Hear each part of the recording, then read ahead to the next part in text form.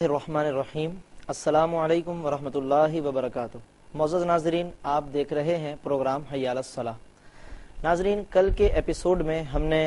اپنے اس پروگرام حی علی الصلاۃ کا تعارف پیش کیا تھا اور ہم نے یہ بیان کیا تھا کہ ہمارا یہ پروگرام بنیادی طور پر ہماری نماز کی اصلاح کے لیے ہے اور نماز کی طرف لوگوں کو راغب کرنا اس پروگرام کا بنیادی مقصد ہے۔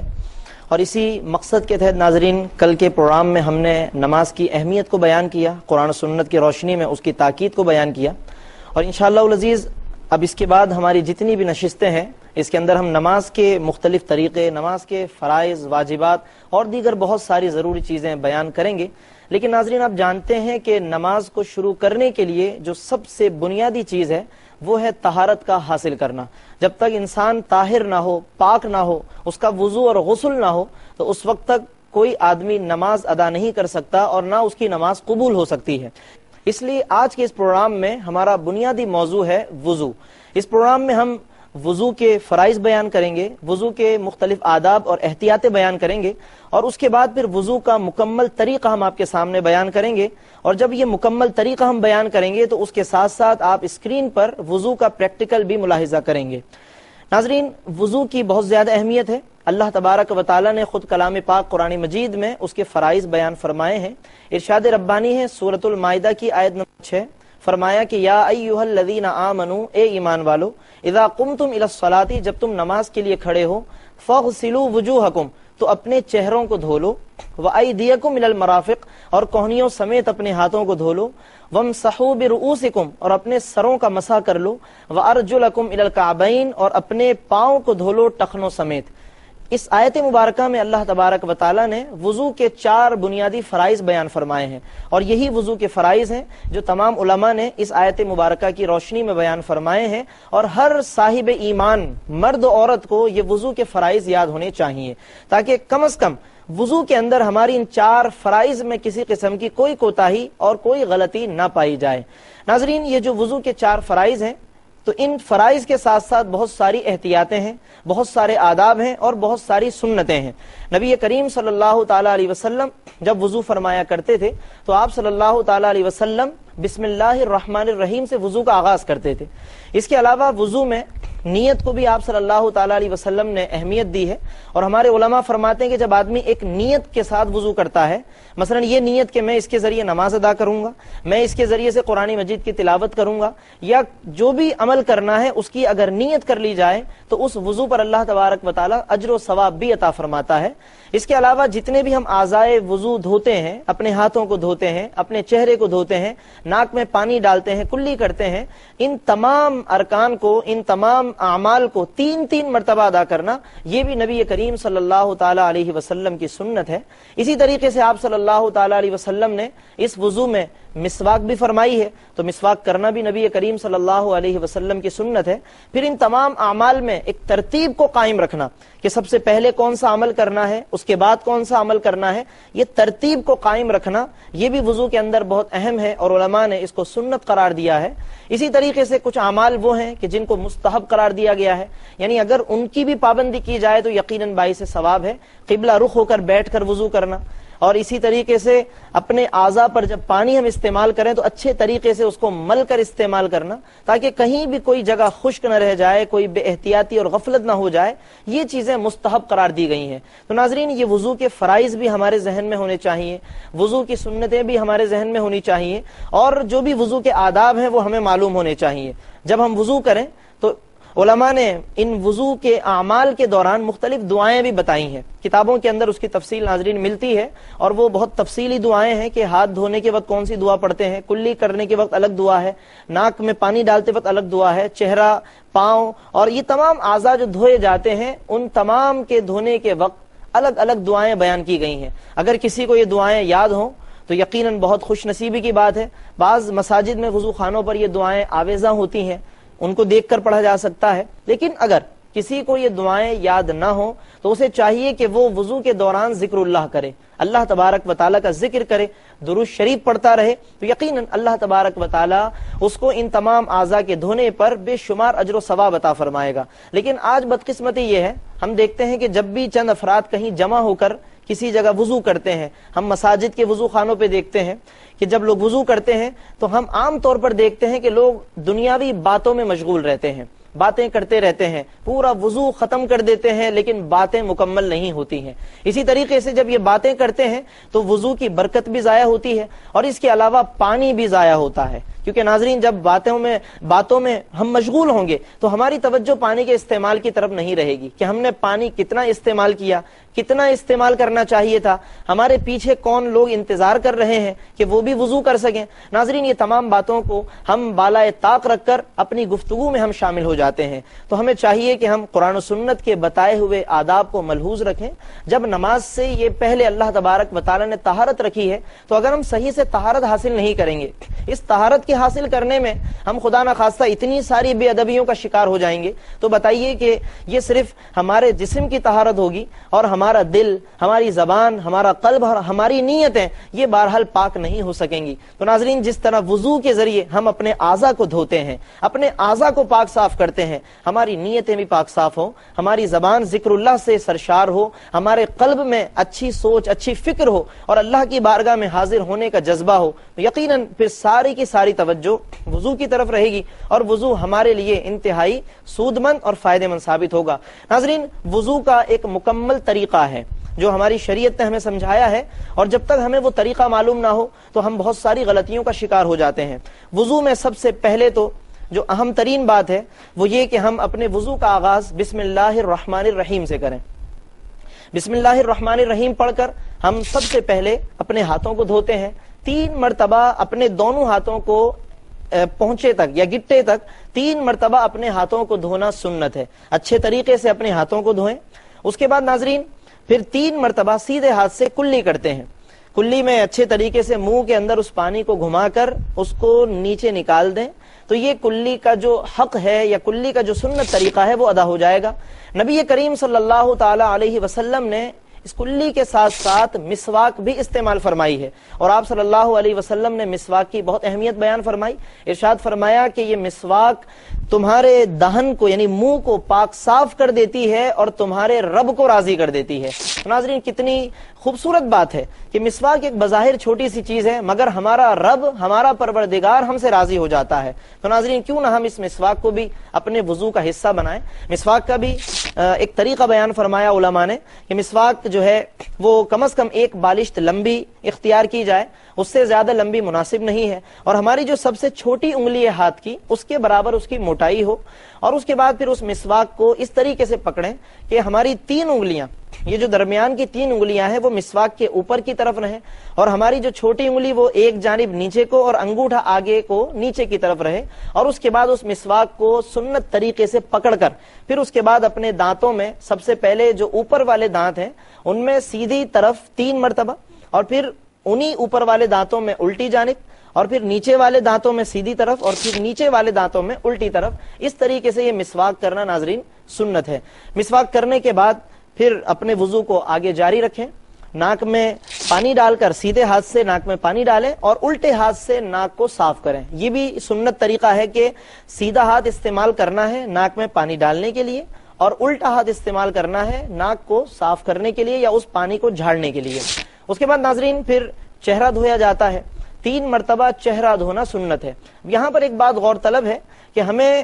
نبی کریم صلی اللہ علیہ وسلم نے چہرہ دھونے سے پہلے یہ 3 اعمال بتائے ہیں۔ قرآن مجید تو فرماتا ہے کہ اپنے چہرے دھو، یعنی قرآن نے سب سے پہلے وضو میں چہرہ دھونے کو بیان کیا، لیکن نبی کریم صلی اللہ علیہ وسلم نے قرآن کے اس فرض پر عمل کرنے سے پہلے ہاتھ دھوئے ہیں 3 مرتبہ، کلی شریف فرمائی ہے 3 مرتبہ، ناک میں آپ صلی اللہ علیہ وسلم نے پانی ڈالا ہے 3 مرتبہ، یہ 3 عمل فرمائے ہیں۔ اس کے بعد آپ صلی اللہ علیہ وسلم نے چہرہ دھویا ہے جو کہ قرآن مجید کا حکم ہے۔ علماء نے اس کی حکمت بہت خوبصورت بیان فرمائی۔ ارشاد فرمایا کہ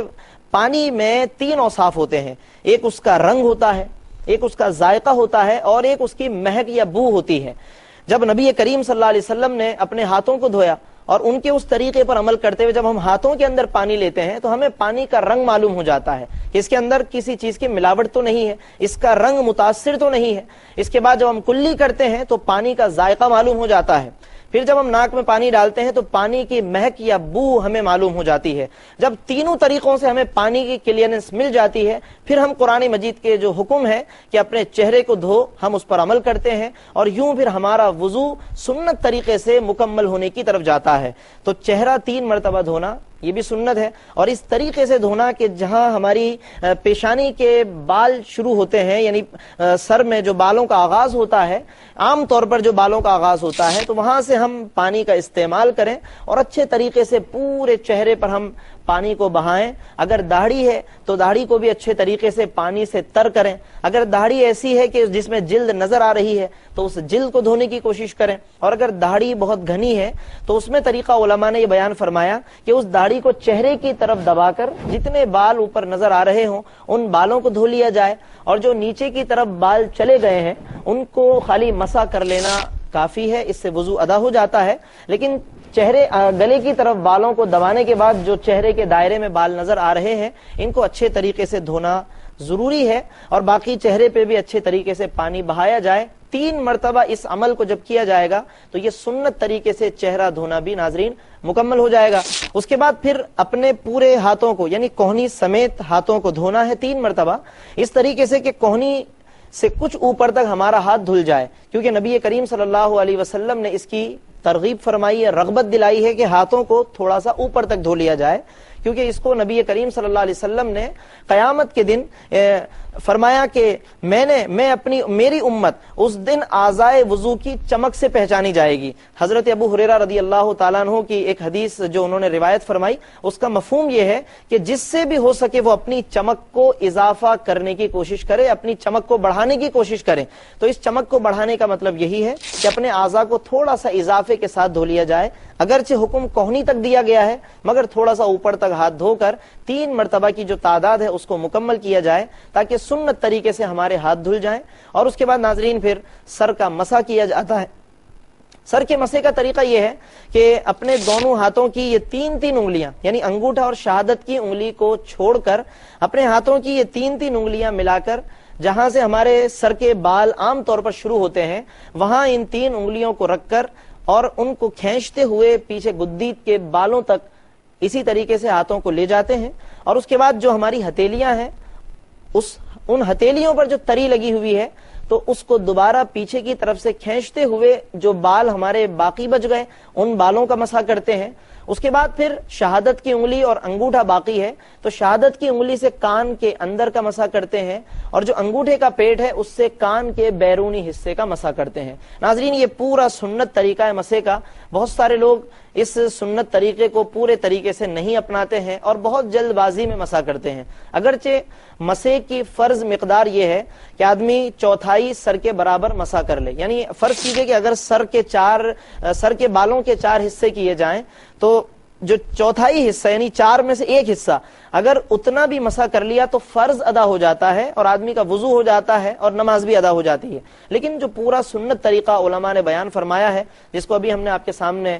بیان کیا تو اس کو ہم صحیح طریقے سے فالو کریں تاکہ ہمارے مسح میں یا دیگر اعضاء کے دھونے میں کسی بھی قسم کا کوئی خلل اور کمی نہ رہ جائے. کیونکہ علماء فرماتے ہیں کہ جو سنتیں ہیں نبی کریم صلی اللہ علیہ وسلم نے جو آداب بیان فرمائے ہیں آپ صلی اللہ علیہ وسلم نے جن طریقوں کو تکرار کے ساتھ ادا فرمایا ہے تو اس میں در حقیقت ہمارے فرائض کی تکمیل ہے. کیونکہ آپ صلی اللہ علیہ وسلم کی ہر سنت اللہ کے بیان کردہ فرض کی تکمیل کا ذریعہ ہے. جتنا ہم سنت کے پابند ہوں گے جتنا ہم اپنے عمل کو سنت کے ساتھ ادا کریں گے اتنا ہی ہمارے فرائض مکمل ہوں گے اور اچھے طریقے سے وہ فرض ادا ہوگا. اور جب اچھے طریقے سے فرض ادا ہوگا تو اس کا اجر و ثواب بھی ہمیں ملے گا اور اس فرض کے نتیجے میں جو عبادت ہم انجام دیں گے وہ عبادت بھی یقیناً اللہ تبارک و تعالیٰ کی بارگاہ میں قبول ہوگی. مسح کے بعد ناظرین پھر آخر میں 2 پیروں کو دھویا جاتا ہے اور اس کا طریقہ یہ ہے کہ دونوں پیروں کو مکمل ٹخنوں سمیت, یہ ٹخنے کی جو 2 ہڈیاں ہماری نکلی ہوئی ہوتی ہیں وہاں تک تو یوں سمجھ لیں کہ وہ فرض ہے پاؤں دھونا, لیکن اس سے کچھ اوپر تک دھو لیا جائے جیسا کہ ابھی آپ کے سامنے بیان کیا گیا کہ نبی کریم صلی اللہ تعالی علیہ وسلم نے اعضائے وضو میں چمک میں اضافہ کرنے کی رغبت دلائی ہے اور فرمایا کہ قیامت کے دن میری امت اعضائے وضو کی چمک سے پہچانی جائے گی۔ تو جو ٹخنے کی ہڈیاں ہیں وہاں تک تو ناظرین دھونا بہت ضروری ہے اور فرض ہے، لیکن اس سے کچھ اوپر تک دھو لیا جائے، 3 مرتبہ پاؤں کو دھویا جائے، اور پھر انگلیوں سے یعنی جو پاؤں کی انگلیاں ہیں ان کا خلال کرنا بھی سنت ہے، ہاتھوں کی جو انگلیاں ہیں ان کا بھی خلال کرنا سنت ہے، اور جو پاؤں کی انگلیاں ہیں ان کا بھی خلال کرنا سنت ہے۔ ہاتھوں کی انگلیوں کا خلال بہت آسان ہے کہ ایک ہاتھ کی انگلیوں سے دوسرے ہاتھ کی انگلیوں کا خلال کر لیا جائے، اور پیروں کی انگلیوں کے خلال کا طریقہ یہ ہے کہ الٹے ہاتھ کی جو چھوٹی انگلی ہے اس سے پاؤں کی انگلیوں کا خلال شروع کیا جائے سیدھی جانب سے، حتیٰ کہ دوسرا پاؤں مکمل کر دیا جائے، بالکل یعنی چھوٹی انگلی سے چھوٹی انگلی تک یہ پاؤں کے انگلیوں کا خلال کرنے کا طریقہ ہے۔ تو یہ خلال بھی سنت ہے، اور ان تمام آداب اور ان سنتوں کا ہم خیال رکھیں گے تو انشاءاللہ ہمارا وضو یقیناً بہت آئیڈیل وضو ہوگا اور اللہ تبارک و تعالیٰ کی بارگاہ میں بہت ہی پسندیدہ اور اجر و ثواب کا حقدار انشاءاللہ قرار پائے گا۔ ناظرین، ہم نے شروع میں بیان کیا کہ وضو جب ہم کرتے ہیں تو اس دوران ہم بہت ساری برکتوں سے محروم بھی ہو جاتے ہیں۔ مثلاً برکتیں یہ ہے کہ ہم ذکر اللہ کریں، برکتیں یہ ہے کہ ہم درود شریف پڑھیں، لیکن ناظرین ہم باتوں میں وقت گزار دیتے ہیں، وضو کرتے ہیں تو آپس کی دنیاوی باتوں سے ہمیں فرصت نہیں ملتی۔ تو ناظرین میں یہ ضرور عرض کروں گا کہ جب ہم وضو کریں تو اللہ تبارک و تعالیٰ کا ذکر کریں، درود شریف پڑھنے کی عادت ڈالیں تاکہ ہمارے وضو میں برکتیں پیدا ہوں۔ اس کے ساتھ ساتھ ناظرین جب ہم وضو کرتے ہیں تو وضو کے ان تمام اعمال کے بعد آخر میں پھر مستحب ہے کہ ہم آسمان کی طرف دیکھ کر اشہد ان لا الہ الا اللہ وحدہ لا شریک لہ واشہد ان محمدا عبدہ ورسولہ پڑھیں، اس پر بھی بہت زیادہ اجر و ثواب ہے۔ اور اس کے ساتھ ساتھ ہی یہ بھی بیان فرمایا علماء نے کہ انا انزلناہ فی لیلۃ القدر، یعنی جو سورۃ القدر ہے اگر کسی کو یاد ہو تو یہ سورۃ القدر بھی پڑھ لی جائے، یقیناً اس کی بھی بہت ساری برکات اور اجر و ثواب ہے۔ اس کے علاوہ ایک بات یہاں پر جس کی میں توجہ دلانا ضروری سمجھتا ہوں اپنے اس پروگرام حی علی الصلاۃ کے ذریعے، عام طور پر ہم نے یہ دیکھا ہے گھروں کے اندر بھی اور مساجد کے وضو خانوں میں بھی کہ لوگ جب مسح کرتے ہیں تو مسح کے دوران عام طور پر لوگ نل بند نہیں کرتے، یعنی وہ سمجھتے ہیں کہ مسح چونکہ ہم بہت جلدی کر لیتے ہیں اس دوران نل کا کھلا رہے اور اس دوران پانی گرتا رہے تو کوئی حرج کی بات نہیں ہے۔ لوگ عام طور پر اس مصیبت میں مبتلا ہیں، اس گناہ کا شکار ہیں۔ ناظرین میں یہ اس پروگرام کے ذریعے سے آپ کی خدمت میں عرض کر دوں کہ اسراف قطعاً جائز نہیں ہے۔ یہ جو ہم مسح کے دوران پانی کھلا رکھتے ہیں، نل کا کھلا رکھتے ہیں اور اپنی سستی کی وجہ سے پانی کو ضائع کرتے ہیں، ناظرین اس پر بہت زیادہ اللہ کی طرف سے ناراضگی ہے، اور قرآن مجید نے یہاں تک فرما دیا کہ ان المبذرین کانوا اخوان الشیاطین، کہ بے شک جو فضول خرچی کرنے والے ہیں وہ شیطان کے بھائی ہیں۔ تو آپ اندازہ لگائیں کہ ہم وضو کے ذریعے ہم اللہ کی رضا کے متلاشی تھے، لیکن جب ہم نے اسراف کیا، فضول خرچی اس کے اندر کی، تو قرآن مجید نے فرمایا کہ یہ فضول خرچی کرنے والے شیطان کے بھائی ہیں۔ تو ناظرین جب بھی ہم وضو کریں تو اس دوران پہلی بات تو یہی ہے کہ ہم پانی کا ایک مناسب استعمال کریں۔ عام طور پر ہماری ایک نیچر اور ایک عادت بنی ہوتی ہے کہ جب بھی ہم بیسن پر آتے ہیں، نلکے پر پہنچتے ہیں تو ہم اپنی طبیعت کے مطابق نل کا کھولتے ہیں اور اپنے حساب سے ہم پانی کو یوز کرتے ہیں، لیکن اگر ہم تھوڑی سی توجہ کریں اور تھوڑا سا ہم خیال اور فکر کریں تو ناظرین ہم سمجھ سکتے ہیں کہ ہم اس سے بھی کم مقدار میں وضو کر سکتے ہیں، اس سے بھی کم مقدار میں اپنے ہاتھ اور منہ کو دھو سکتے ہیں۔ لیکن اگر عادت ہو جائے پانی کو ضائع کرنے کی، عادت ہو جائے فضول خرچی کی، تو اس کی پھر اصلاح مشکل ہو جاتی ہے۔ لیکن اگر توجہ کے ساتھ ہم وضو کریں گے، شریعت کے ان بتائے ہوئے آداب کے ساتھ وضو کریں گے، تو میں سمجھتا ہوں کہ انشاءاللہ ہمارے ان اعمال کے اندر تبدیلی آ سکتی ہے۔ تو ایک بات تو یہی ہے کہ ہم مناسب مقدار میں پانی کا استعمال کریں، اور جب مسح کریں ناظرین خصوصاً مسح کریں تو اس دوران برائے کرم ہم نلکے کو بند کر دیں اور پھر ہم مسح کریں، پھر جب مسح سے فارغ ہو جائیں تو پھر ہم نل کا دوبارہ کھول کر پھر اپنے پیروں کو دھو لیں، تاکہ اس دوران جو پانی ضائع ہوتا ہے اور یہ جو گناہ کا کام ہے ہم اس سے ناظرین اپنے آپ کو بچا سکیں۔ حتیٰ کہ اگر ہم کسی کو اس کام میں مبتلا دیکھیں ناظرین ہماری ذمہ داری ہے کہ ہم اس کی اصلاح کریں، ہم پیار محبت کے ساتھ اسے بتائیں کہ مسح کے دوران آپ نلکے کو بند کر دیں، پانی کا فضول استعمال نہ کریں، کہ یہ شرعاً جائز نہیں ہے، لیکن ہم خود بھی ایسا کرتے ہیں اور دوسروں کو بھی ہم منع نہیں کرتے۔ ناظرین ہمیں ضرورت ہے کہ ہم خود بھی عمل کریں اور دوسروں کو بھی اس گناہ سے بچانے کی کوشش کریں، اپنے گھر میں بھی لوگوں کی اصلاح کریں، اپنے نمازی بھائیوں کو بھی ہم بتائیں تاکہ ہمارا وضو کامل طریقے سے ادا ہو سکے۔ اس کے علاوہ ایک اہم بات یہ کہ جب ہم اپنے وضو وضو سے فارغ ہو جائیں تو ہمارے جو اعضائے وضو پہ تری لگی ہوئی ہوتی ہے تو اس میں بعض لوگوں کو تو دیکھا گیا کہ وہ اپنے اعضائے وضو کی جو تری ہے اس کا گیلا پن ہے وہ مسجد کے فرش پر اس کو ٹپکاتے ہیں. ناظرین یہ مناسب نہیں ہے کہ مسجد کے فرش پر ہم پانی کو ٹپکائیں. اپنے ہاتھوں سے اس تری کو پہلے وضو خانے پر یا کسی اور جگہ پہ جھاڑ لیں اور اس کے بعد پھر مسجد کے اندر داخل ہوں کہ مسجد کے فرش پر یہ پانی کو ٹپکانا شرعاً جائز نہیں ہے. ان تمام باتوں کا بھی ہم خیال رکھیں تاکہ اللہ تبارک و تعالیٰ کی بارگاہ میں ہم قرب حاصل کر سکیں, کیونکہ قرآن مجید میں فرمایا ان اللہ یحب التوابین و یحب المتطہرین, بے شک اللہ تبارک و تعالیٰ پسند فرماتا ہے بہت توبہ قبول کرنے والوں کو اور بہت زیادہ طہارت حاصل کرنے والوں کو. ناظرین اس کے ساتھ ہی ہمارے اس ایپیسوڈ کا وقت ختم ہوا. اگلے ایپیسوڈ میں آپ سے پھر ملاقات ہوگی